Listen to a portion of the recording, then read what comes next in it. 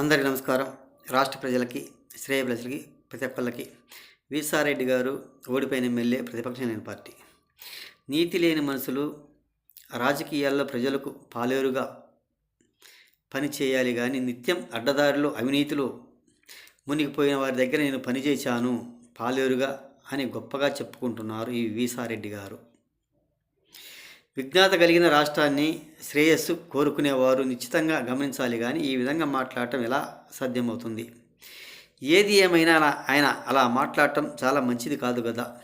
పాలేరుగా పనిచేసినప్పుడు ఎందుకు అలా అడ్డదారిలో అడ్డమాటలు మాట్లాడుతుంటారు? ఒక్కసారి ఆలోచించండి.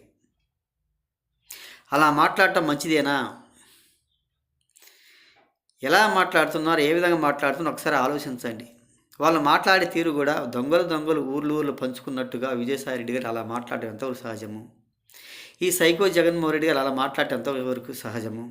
ఈ వైసీపీ మొత్తం కూడా రాష్ట్రాన్ని సర్వనాశనం చేయడానికి సిద్ధపడుతున్నారు అని కూడా అంటారు. మళ్ళీ 2029లో మిగిలిన ఉన్నదంతా కూడా దాచుకోవడానికి ముందుకు వస్తారు. మళ్ళీ మేము అధికారంలోకి వస్తాము. మరి ఈ సంవత్సరంన్నర ముందనగానే పాదయాత్ర చేస్తాను నేను మళ్ళీ అధికారంలోకి రావడానికి. అంటే మళ్ళీ ఇదే విధంగా అదే డ్రామాలు, అదే నాటకాలు వేయటానికి, మాట్లాడడానికి వస్తాను అంటారు. ఏం చేయాలి? ఒకసారి ఆలోచించాలి. రాష్ట్రం గురించి బాగుపడాలి కానీ బాగు చేయకుండా ఇలా అడ్డదారిలో అధికారంలోకి రావాలని దోచుకోవడానికి సిద్ధపడ్డ వాళ్ళని ఏం చేయాలి? ఒకసారి ఆలోచించండి. పాదయాత్రకు వస్తారు, ముద్దులు పెడతారు, నుదుటిపైన ముద్దులు పెట్టి ముగ్గులు నిమ్ముతారు, ఏదో రకరకాలుగా చేస్తారు. వాటి కోసం కళ్ళగని మళ్ళీ గుర్తుకొచ్చి ఏమైనా వస్తున్నాడేమో, బాగుపడ్డ రోడ్లను చూసిపోవడానికి రావచ్చు. అన్నీ బాగుపడుతున్నాయి, రోడ్ల మీద తిరిగి వద్దాం, రోడ్లు చూసి వద్దాము, ఎక్కడ బట్టి రోడ్లు కలకల్లాడుతున్నాయి, బాగున్నాయి, గుంతలు కూడా పూర్తి చేసి బాగున్నాయి కానీ రోడ్లు చూడటానికి వస్తాడేమో కానీ ఈయన అధికారంలోకి రావడానికి రోడ్లు చూపించండి. ఎవరు ఏదైనా కానీ అన్ని చోట్ల రోడ్లు రెడీ కావాలి. జగన్మోహన్ రెడ్డి గారు పాదయాత్రకు వస్తారు, ప్రతి చోట కూడా గుంతలు బొర్చాలి. ఎక్కడేమి అయినా కానీ అది తీసి పారేసి మళ్ళీ రోడ్లు వేయండి. పాపం పాదయాత్ర చేసి రోడ్ల మీద తిరగడానికి వస్తారు.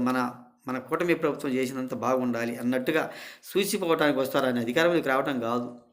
మళ్ళీ విజయసాయిరెడ్డి గారు అంటారు మళ్ళీ 2029లో అధికారంలోకి వస్తాడు జగన్మోహన్ రెడ్డి గారు. మరి ఓసరవెల్లి రంగులు మార్చంటే ఎవరు మారుస్తున్నారు? ఒకసారి చెప్పండి. ఓసరవెల్లి మాటలు కాదా? ఒకసారి ఆలోచించండి. నర్రం లేని నాలుగు ఎన్నో నోరు విధాలుగా మాట్లాడిస్తుంది. అదేవిధంగా ఒకసారి ఆలోచించండి.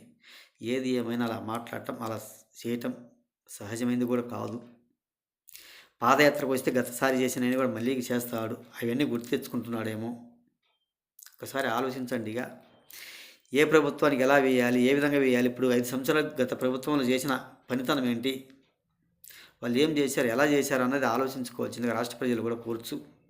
ప్రతి ఒక్కళ్ళకి ఈ వైసీపీ ఊర్లు దొంగలు పంచుకుంటున్నారని కూడా అంటారు, నానా విధాలుగా మాట్లాడుతుంటారు. ఒకసారి ఆలోచించవలసిందిగా రాష్ట్ర ప్రజలకు, శ్రేయస్ ప్రతి ఒక్కళ్ళకి ఆయన రంగులు మార్చే ఓసరులు మాట్లాడుతుంటారు వీసారెడ్డి గారు కోర్చు. ప్రతి ఒక్కళ్ళకి హృదయపూర్వక ధన్యవాదాలు.